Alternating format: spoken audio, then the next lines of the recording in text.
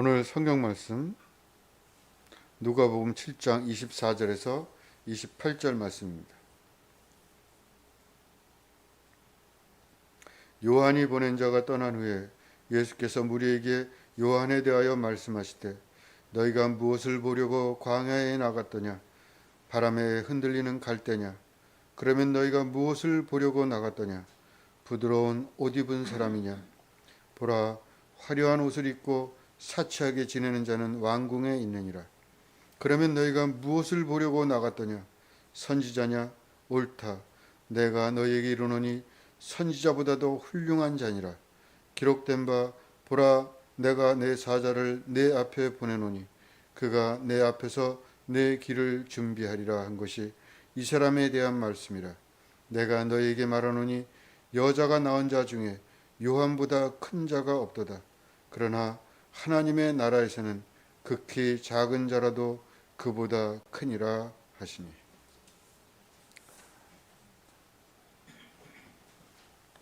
오늘은 김혜진 목사님 특송 있겠습니다. 특송 후에 서원복 목사님 나오셔서 무엇을 보려고 나갔더냐 하는 제목으로 말씀 전해 주시겠습니다.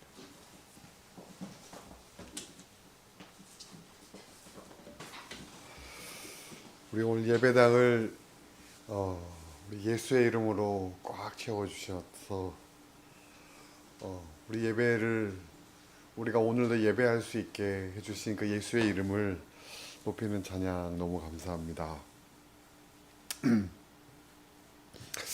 여러분 축구 좋아하십니까? 야구는 어떠십니까? 하는 것 말고 이제 보는 것 말이죠. 제가 어릴 때 그 주말이 되면 TV에 재밌는 게 많이 나왔잖아요. 그런데 주말에 저는 재밌는 TV 프로그램을 볼 수 없었습니다. 왜냐하면 주말에 재미있는 프로그램이 많이 나오는 만큼 주말에 그 스포츠 경기가 많이 나왔지 않습니까? 그래서 주말이 되면 저희 아버지가 늘 스포츠 경기를 보고 계셨기 때문에 저는 주말엔 TV를 볼 수가 없었습니다. 그래서 저는 어릴 때 늘 그 스포츠 경기를 저주하곤 했었습니다. 그런데 시간이 지나고 나니까 어느 순간 저도 저희 아버지처럼 스포츠 경기를 보고 있더라고요. 물론 제 아버지처럼 그렇게 아주 챙겨놓고 보지는 않습니다. 아마도 그 이유는 예전에는 그 본 경기를 보지 않으면 볼 수 없었지만 요즘은 유튜브가 워낙 발달돼 있으니까 뭐 굳이 놓치더라도 유튜브를 통해서 뭐 그 중요한 경기 장면만 볼 수도 있고 아마 그렇기 때문이 아닌가 싶습니다. 우리 센터에 어떤 친구는 보니까 야구 LG 트윈스 그 팬이래요. 그래서 또 야구 경기는 직관이 중요하다고 해서 꼭 아빠랑 그 야구 경기를 그 티켓을 사서 경기장을 자주 간다는 얘기를 제가 들었던 적이 있습니다. 이렇게 스포츠 경기를 좋아하는 사람에 대한 아주 우스갯소리가 하나 있어서 여러분께 들려드리려고 하는데요. 한 남자가 축구를 너무너무 좋아하는 남자가 있었다고 합니다.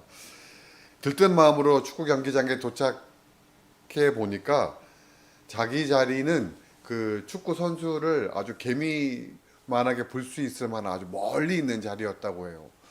그래서 야, 그래도 이거 볼 수 있는 게 어디냐 하는 마음으로 아쉬움 하나 보고 있는데 저 앞에 한 남자가 있는데 그 옆자리가 비어 있는 거예요. 야, 이게 경기가 이제 시작될 때가 됐는데 왜 아직까지 자리가 비어 있나 해서 봤는데 경기가 시작되어 졌는데도 그 자리는 계속 비어 있는 거예요. 그래서 조심조심 그 자리에 가서 그 남자한테 물었습니다. 혹시 옆자리가 비어 있습니까? 비어 있습니다. 제가 앉아도 될까요?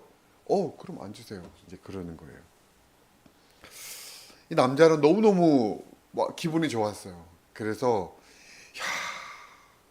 어떻게 이 자리가 비어 있을 수 있을까요? 물었습니다. 그러자 그 남자가 시큰둥하게 이렇게 얘기하는 거예요. 그 옆자리는 제 아내 자리입니다. 그럼 왜 아내분이 이 자리에 안 나오셨어요? 죽었어요. 그러니까 아니 그럼 다른 친척분이나 뭐 친구분이나 누구를 다 데리고 오시지 그러셨어요. 그러자 그 남자가 하는 말이 각언입니다. 다들 아내 장례식장에 가서 못 왔어요. 그래서 저만 왔습니다. 이게 좀 뭔가 빵 터져야 되는데 심각한 스포츠 직관을 좋아하는 사람은 이렇게 아내 장례식장에도 아내 장례식에도 불구하고 뭐 스포츠를 경기를 보러 온다라고 하는 저는 웃자고 한 말씀인데 여러분은 진지하게 받아들인 이야기였습니다. 여러분 오늘 말씀의 제목 무엇을 보려고 나갔더냐. 오늘 성경을 읽어보니까 예수님께서 제자들에게 이렇게 물으십니다. 너희가 무엇을 보려고 나갔더냐. 오늘 말씀은 세례 요한의 제자들이 예수님을 찾아와서 오실 그이가 당신입니까? 아니면 우리가 다른 사람을 기다려야 합니까? 라고 하는 세례 요한의 그 질문에 대해서 예수님께서 지금 당신께서 하시는 천국 복음 사역에 대해서 들려주시고 난 다음에 이어서 제자들에게 하셨던 말씀입니다. 오늘 말씀을 자세히 들어가기 앞서서 이 말씀은 아마도 오늘 우리에게 하시는 말씀이기도 할 것 같습니다. 너희가 무엇을 보려고 이 땅에 살고 있느냐? 너희가 무엇을 보려고 지금 이 아침에 이 교회에 나와왔느냐? 오늘 우리는 이 아침 이른 시간에 무엇을 보려고 나왔습니까? 주일 아침에 한 아들이 자기 어머니에게 교회가 가기 싫다고 말했습니다. 어머니, 저는 오늘 교회에 가지 않겠습니다. 지루한 예배도 싫고 교인들도 너무너무 싫습니다. 어머니, 저는 오늘 교회를 가지 않겠습니다. 그러자 어머니께서 그 아들에게 이렇게 말합니다. 아들아, 그래도 주일은 교회에 가야 한단다. 내가 교회에 가야 되는 이유를 3가지 들려주마. 첫째, 주일은 예배를 통해서 하나님을 만나는 그런 날이기 때문에 너는 교회를 가야 한다. 두 번째로, 주일은 거룩하게 지켜야 되기 때문이다. 셋째로, 너는 그 교회 담임 목사이다. 역시나 웃을 이야기인데 안 웃으시네요. 제가 좀 개그가 부족해서 그런 것 같습니다. 이게 빵빵 터지게 좀 웃겨드려야 되는데 여러분 이거 한 번쯤 들어보셨을 만한 우스갯소리인데 이 이야기는 아마 그럴 것 같습니다. 우리가 이 교회를 나오는 이유가 내가 담임 목사이기 때문에, 내가 목사이기 때문에, 내가 교회에서 중직자이기 때문에, 내가 교회에서 뭔가 맡은 것이 있기 때문에 그래서 교회를 다니는 경우가 많다고 하는 것을 이 이야기는 들려주고 있는 겁니다. 사랑하는 여러분, 여러분은 왜 교회에 나오십니까? 하나님께 복 받기 위해서, 예배 안 드리면 혹시나 벌을 받을까 두려워서, 교회에 나오면 반가운 사람들을 만날 수 있기 때문에. 오늘 예배는 우리 헌신 예배거든요. 혹시 우리가 당신은 왜 예배를 드립니까? 라고 할 때 그렇게 답을 하고 있지는 않냐는 거죠. 돌아가신 저희 아버지는 예배에 대해서 매우 철저한 분이셨습니다. 그래서 자식들에게도 가족들에게도 예배에 대해서 매우 철저하게 가르치셨던 분이셨는데, 그런데 그런 아버지께서 예전에 젊으셨을 때 시험에 드셔가지고 교회를 한동안 안 나가신 적이 있으셨어요. 그래서 어린 자식들은 교회를 가는데 저희 아버지는 교회를 안 나가시는 거예요. 그래서 집에 그냥 가만히 계시는 거죠. 어머니는 교회를 가시는데 아버지는 교회를 안 가시는 거예요. 저희 아버지가 주말에 TV 보는 걸, 스포츠 경기 보는 걸 좋아하셨다고 했잖아요. 주일날도 스포츠 경기가 그때 참 많이 나왔습니다. 근데 저희 아버지가 교회를 안 다니시는 그 기간 동안 집에 계시면서 절대로 스포츠 경기를 보지 않으셨다고 합니다. 왜냐하면 TV가 혹시나 내가 TV를 보고 있다가 그 텔레비전이 터질까봐 스포츠 경기를 안 보셨대요. 밖에도 절대 안 나가셨다는 겁니다. 왜냐하면 갑자기 돌풍이 불어서 그 기왓장이 날아와서 머리를 때리지 않을까. 그래서 안 나가셨대요. 그러니 집에서 할 일이 뭐가 있었겠습니까? 주무시는 거죠. 그래서 제가 어릴 때 기억해 보면 저희 아버지가 밖에 놀다가 들어오면 아버지가 늘 주무셨던 기억이 있어요. 그런데 나중에 그 시절을 저희 아버지가 회고하시면서 그렇게 말씀하시는 거예요. 그런데 잠도 편안하게 잘 수 없었다. 왜냐하면 지붕이 무너지거나 아니면 갑자기 내가 숨을 못 쉬어서 죽을까 두려워서 나는 잠도 제대로 잘 수 없었다. 저희 아버지는 그때 그 믿음을 나중에 추억하시면서 저희에게 이렇게 말씀하셨었습니다. 그것이 하나님에 대한 바른 믿음, 옳은 믿음은 아니었을지 몰라도 나는 그만큼 하나님에 대한 두려움이 있었다. 여러분, 예배를 드리지 않으면 혹시 하나님이 나를 벌 주시지 않을까라고 하는 하나님에 대한 어떤 두려움. 우리가 또 하나님을 두려워한다고 하는 그 두려움은 아마 이런 두려움은 아닐 겁니다. 우리가 하나님께 가지는 두려움이라고 하는 그 감정을 우리는 경외라고 표현합니다. 하나님을 두려워하는 이 경외라고 하는 감정은 하나님에 대한 사랑의 감정이 가득한 그러한 두려움입니다. 조금 더 우리가 표현하기 쉽게 말하자면 우리가 부모님에게 가지는 그러한 두려움을 우리는 비교할 수 있을지 모르지만 경외라고 표현할 수 있을 것 같습니다. 하나님을 지극히 사랑하기 때문에 또한 하나님을 지극히 두려워한다는 거죠. 하나님을 지극히 사랑하기 때문에 하나님 앞에 나아올 때에 자기 자신을 돌아보고 하나님 앞에 온전함으로 나아가려고 애씁니다. 우리는 하나님을 경외하기 때문에 하나님 앞에 교회에 나와서 하나님을 예배합니다. 이것을 우리는 경배라고 부릅니다. 오늘 본문에서 예수님께서 제자들에게 이렇게 말씀하셨습니다. 너희가 무엇을 보려고 광야에 나갔더냐? 바람에 흔들리는 갈대냐? 그러면 무엇을 보려고 나갔더냐? 부드러운 옷을 입은 사람이냐? 보라, 화려한 옷을 입고 사치하게 지내는 자는 왕궁에 있느니라. 예수님의 제자들과 지금 예수님의 말씀을 듣고 있는 사람들, 그들은 왜 광야로 나아갔습니까? 그들이 광야로 나아갔었던 것은 세례 요한을 보기 위해서였습니다. 세례 요한은 메시아의 길을 예비했었던 사람이었습니다. 그는 예수님보다 6개월 먼저 났었고 예수님의 길을 먼저 준비한 사람이었습니다. 그래서 예수님은 세례 요한에 대해서 27절에 내가 내 사자를 내 앞에 보내리니 그가 내 앞에서 내 길을 준비하리라 라고 말씀하신 그 말씀이 이 세례 요한을 지칭하는 것이었다라고 설명해 주시죠. 예수님의 말씀대로 그는 예수님의 길을 예비하고 있던 사람이었습니다. 많은 사람들이 요한의 이야기를 듣고 자신의 삶을 돌이켰고 자신의 죄를 회개하고 세례를 받았습니다. 그런 그가 오실 메시아가 당신입니까? 라고 예수님께 물었죠. 이렇게 제자들을 시켜서 예수님께 물었을 때에 세례 요한은 감옥에 갇혀 있었습니다.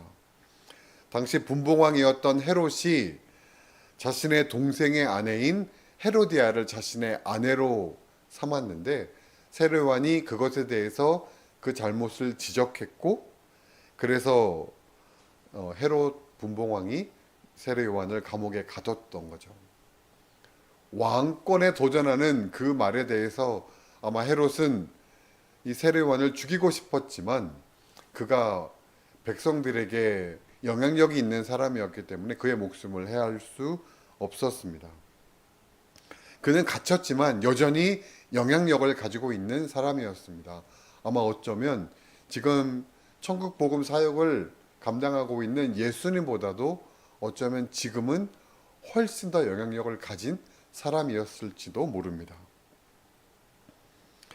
예수님을 늘 시비했었던 바리새인과 서기관들, 그리고 분봉왕 헤롯도 그 목숨을 해하려고 하지 못할 정도로 그는 영향력을 가진 사람이었고, 그리고 그들에게도 인정받는 삶이었고 철저히 구별된 삶을 사는 사람이었기 때문에 그렇습니다. 그런 그가 예수님을 만나게 되었을 때 그는 예수님이 하나님의 아들이심을 바로 알아보았습니다. 성경에 기록한 대로, 성경의 기록에 따르면 그는 엄마 뱃속에 있을 때부터 예수님을 알아보아서 엄마 뱃속에서부터 복중에서 뛰어놀았다고 했어요. 그리고 예수님을 만났을 때에 나는 그분에 비하면 그분의 신들매를 들기에도 감당할 수 없는 존재다라고 할 만큼 그분 앞에서 겸손함을 가진 사람이었습니다. 그분이 자신에게 머리를 내밀고 세례를 베풀어 달라고 했을 때 당혹스러웠지만 그에게 세례를 베풀었고, 그래서 그분과 세례를 베풀고 올라왔을 때 하늘에서 성령이 비둘기 같이 내리며 이는 내 사랑하는 아들이요 내 기뻐하는 자라 라고 하는 음성을 듣고 아마 그는 감격에 가득 찼었을 겁니다. 그런데 그런 세례 요한이 지금 예수님께 당신이 메시아가 맞습니까? 당신이 내가 그토록 기다렸던, 내가 예배하고 있었던, 내가 감격에 찼던 그 메시아가 맞습니까? 아니면 우리는 다른 메시아를 기다려야 됩니까? 라고 예수님께 묻고 있었다는 거죠. 왜 그랬을까요? 메시아를 기다리며 메시아의 길을 예비하며 떡도 먹지 않고 포도주를 마시지 않고 메뚜기와 석청을 먹으면서 수시로 금식하며 살았던 자신의 삶과 자신의 삶의 가치관과 너무나 동떨어진 삶을 예수님이 살고 있었기 때문입니다. 오늘 우리가 함께 읽지는 않았지만 7장 33절 34절 읽어보면 예수님이 이렇게 말씀하십니다. 세례 요한은 떡도 먹지 않고 포도주도 마시지 않으니 귀신이 들렸다고 하더니 인자는 먹기를 탐하고 포도주를 즐기며 세리와 죄인과 친구로다 한다라고 예수님이 말씀하셨는데, 아마도 이것은 바리새인과 서기관들에게 예수님께서 하신 말씀이지만 동일하게 세례 요한에게 하신 말씀이기도 하지 않는가 생각해 보게 됩니다. 여러분, 우리의 믿음 역시 이와 같지 않습니까? 우리는 매주 예배를 드리고 10년, 20년 믿음의 길을 걷고 있습니다. 그런데 우리는 여전히 우리의 가치관에 따라서 우리의 믿음이 오락가락하고 있지 않냐는 거예요. 이것은 단상에 서서 여러분 앞에 말씀을 드리고 있지만 오히려 제게 더 크게 다가오는 말씀입니다. 저는 왜 이렇게 믿음이 없을까 하는 생각을 자주 하곤 합니다. 왜 이렇게 믿음이 자주 흔들릴까? 왜 이렇게 자꾸 낙심이 내 마음에 드는 걸까? 주님 앞에 서면 작고 초라해지는 겸손의 시간도 겪었고, 성령이 주시는 그 감격적인 은혜에 눈물을 흘리며 찬송하고 기도했었던 시절도 있었는데, 왜 나는 요한처럼 주님 당신이 맞습니까? 라고 때로 예수님께 묻고 있는 걸까? 주님의 말씀처럼 여자가 낳은 자 중에 가장 큰 자인 요한과 모질이도 이런 모질이가 없는 저 서운봉을 동일시한다는 것 자체가 어폐가 있지만, 그럼에도 불구하고 함께 견주어 본다면 요한처럼 저 역시 지금까지 살아온 믿음의 삶, 믿음의 삶의 여정, 믿음의 삶의 경험, 이런 가치 기준으로 내 모든 삶을, 내 모든 삶의 결과를, 내 모든 삶에 일하시는 하나님의 일하심을 스스로 재단하고 있기 때문이 아닌가 하는 생각 해봅니다. 그래서 예수님께 제자를 보내서 당신이 정말 메시아가 맞습니까? 라고 묻는 요한에게 예수님의 말씀이 새롭게 다가옵니다. 예수님은 요한의 제자들에게 너희들이 보고 들은 대로 맹인들이 보게 되고 귀 먹은 자가 듣게 되고 못 걷는 자가 걷게 되고 죽은 자가 살아나며 가난한 자에게 복음이 선포된다고 말해 주어라 라고 말씀하셨습니다. 예수님의 이 말씀은 이사야서 61장 1절의 말씀을 인용하신 겁니다. 주 여호와의 영이 내게 내리셨으니 이는 여호와께서 내게 기름을 부으사 가난한 자에게 아름다운 소식을 전하게 하려 하심이라. 나를 보내사 마음이 상한 자를 고치며 포로된 자에게 자유를, 갇힌 자에게 노임을 선포하며. 예수님은 당신이 메시아가 맞습니까? 라고 묻는 요한에게 메시아에 대한 예언을 기록한 이사야서 61장 1절 말씀을 당신의 길 가운데 온전히 이루고 계시다고 하는 것을, 그래서 그것을 보고 믿고 들을 것을 제자들에게 그리고 요한에게 들려주고 계시다는 겁니다. 오늘 본문에서 예수님은 세례 요한에 대해서 26절에 선지자보다도 훌륭한 자라고 말씀하십니다. 또한 여자가 난 자 중에 가장 큰 자라고 말씀하십니다. 하나님의 뜻을 대언한 선지자보다 훌륭하며 동서고금을 막론하고 여자에게 나지 않은 자가 없기 때문에 그 중에 가장 큰 자라고 한다면 이보다 더 큰 칭찬이 없을 겁니다. 그렇지만 그런 가장 큰 자인 요한도 하나님의 나라에서 가장 작은 자보다 더 작은 자라고 말씀하십니다. 신천지와 같은 이단에서는 이러한 주님의 말씀을 인용해서 세례 요한을 배도자라고 부릅니다. 예수님이 또 바람에 흔들리는 갈대냐라고 하신 이 말씀을 인용해서 이건 요한을 말하는 건데 요한은 갈대다, 흔들리는 갈대고, 그래서 예수님을 이때 배신했다. 그래서 세례 요한은 지옥 같다라고 말하기도 합니다. 그래서 이 세례 요한이 신천지 같은 곳은 하나님의 나라에 들어가지 못했는데, 왜냐하면 하나님의 말씀을 제대로 깨닫지 못했기 때문이다. 그래서 말씀을 깨닫는 것이 너무나 중요하다라고 말을 합니다. 그렇지만 여러분, 하나님의 나라로 이끄는 것은 말씀을 바로 깨닫는 데 있는 것이 아닙니다. 우리를 하나님의 나라로 이끄는 것은 그리스도 십자가의 대속입니다. 이것은 우리를 하나님의 나라로 이끄는 것은 우리에게 달려있는 것이 아니라 하나님께 달려있다는 것을 말씀하고 있는 겁니다. 그것은 어떤 것으로도 끊을 수 없다는 것을 말하는 겁니다. 바울이 고백하는 것처럼 사망이나 생명이나 기쁨이나 권세자들이나 천사들이나 세상의 그 어떤 것으로도 끊을 수 없는 하나님의 주권에 달려있다는 것을 말씀하고 있는 것입니다. 하나님의 나라의 가장 작은 이가 여자가 난 자 중에 가장 큰 자일 수 있는 이유가 무엇입니까? 그 기준이 하나님께 있기 때문입니다. 크신 하나님 앞에 내 어떤 것도 가치 있을 수 없기 때문에 그렇습니다. 이 말은 내가 가치 없는 인생이라는 말이 아닙니다. 이 말은 하나님의 손에 들린 나는 가장 가치 있는 인생이라는 말입니다.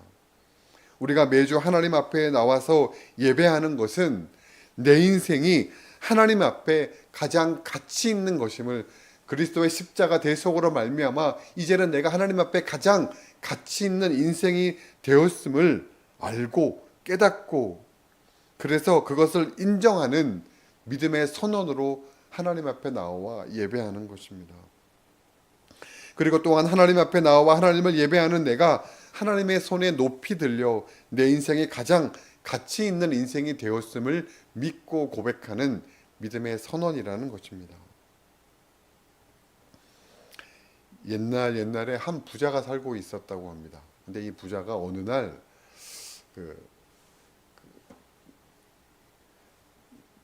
자기 종들에게 밤새도록 이날 잠을 자지 말고 새끼를 굉장히 가늘고 길게 꼬아라 라고 명령을 내리고 부자는 잠을 잤습니다. 이 모습들이 막 울그락불락 화가 난 거예요. 자기 주인은 잠만 자고 이러면서 우리에게 왜 이런 일을 시키는 걸까? 아침에 해도 되는데 왜 이 밤에 이런 일을 나에게 시키는 건가? 우리 집 주인은 정말 심보가 고약해. 이제는 일을 시키다 못해서 이제는 밤에도 잠을 자지 않고 일을 하게 하네. 그래서 대충 새끼를 굵게 꼬았다고 합니다. 그런데 그 중에 한 먹었음이 왜 주인이 이 일을 나에게 시켰을까? 분명히 이유가 있을 것 같은데 지금까지 주인이 우리에게 뭔가 일을 시킬 때 이유가 없었던 적이 없었는데 그래서 밤새도록 가늘게 새끼를 꼬았다고 합니다. 다음날 아침 이 부자 주인이 문서를 하나 가지고 옵니다. 그리고 이렇게 말합니다. 이제 내가 너희들을 자유롭게 놓아줄 것인데 그래서 이건 종문서를 내가 태울 거다. 그래서 너희가 밤새도록 꼬은 그 새끼에 지금 우리 창고에 있는 그 모든 돈을 꼬아 가지고 가라. 그 성실한 모습만 그래서 그 새끼에다가 많은 돈을 가지고 갔다라고 하는 이야기입니다. 성경에 보면 남에서부터 맹인이었던 사람을 보고 예수님께 질문하는 내용이 나옵니다. 선생님, 저 사람은 왜 맹인이 되었습니까? 자기 죄 때문입니까? 아니면 부모의 죄 때문입니까? 그때 예수님이 이렇게 말씀하시죠. 자기 죄 때문도 아니고 부모의 죄 때문도 아니다. 하나님의 영광을 위해서이다. 우리가 인생을 살면서 우리도 하나님께서 도대체 왜 그러셨을까라고 하는 생관들을 만나게 됩니다. 왜 내게 이런 몹쓸 일들이 생겼을까? 하나님을 믿는 내게 왜 이러한 일들이 생겼을까? 이런 생각들이 계속되다가 보면 우리의 마음에 시험이 들게 되고 그러다 보면 하나님을 원망하는 마음이 들게 되고 내가 지금까지 헛짓한 것은 아닌가 하는 생각도 들 수 있을 것 같습니다.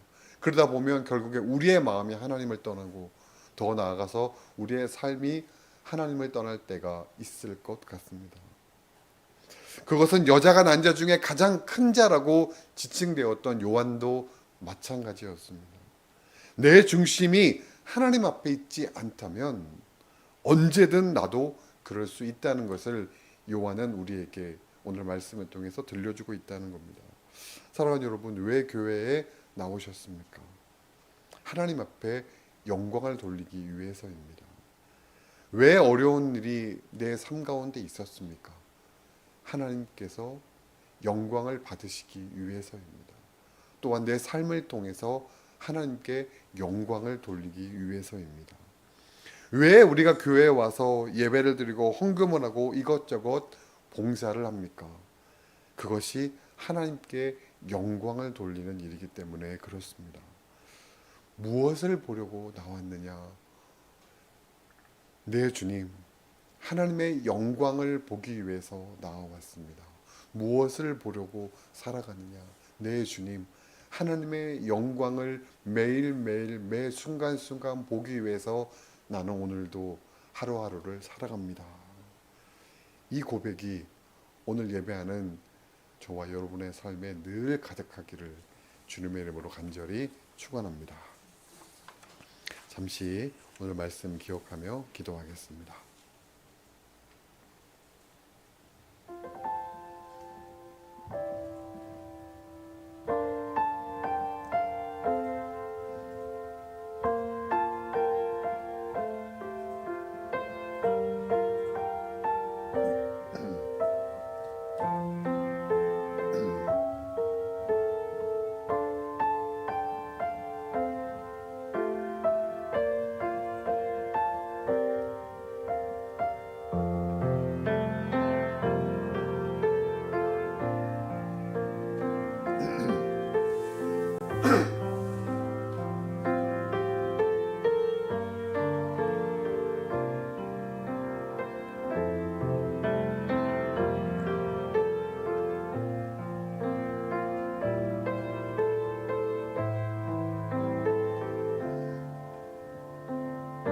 우리가 하나님의 은혜와 구원의 감격으로 가득 찬 그 순간에도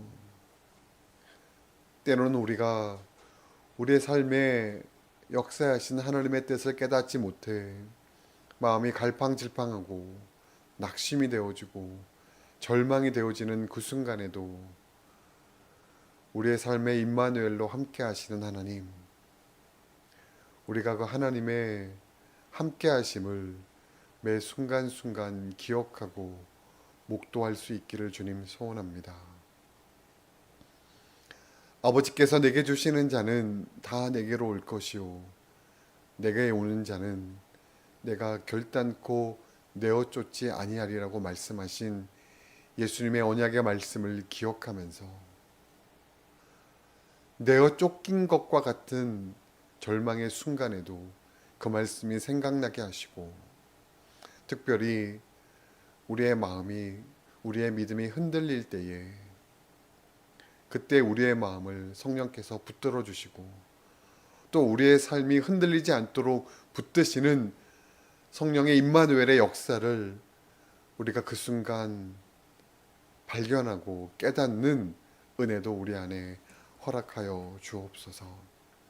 그리하여 주일 하나님 앞에 예배하러 나온 이 순간이 하나님께 영광 돌리는 순간이 되게 하시고, 매일매일 매 순간순간이 하나님께 영광 돌리는 삶이 될 수 있도록 하나님 우리의 삶에 늘 깨달음과 주님의 성령과 함께하는 은혜를, 그 성령과 함께하는 은혜를 깨닫는 그 자각도 우리 안에 허락하여 주옵소서.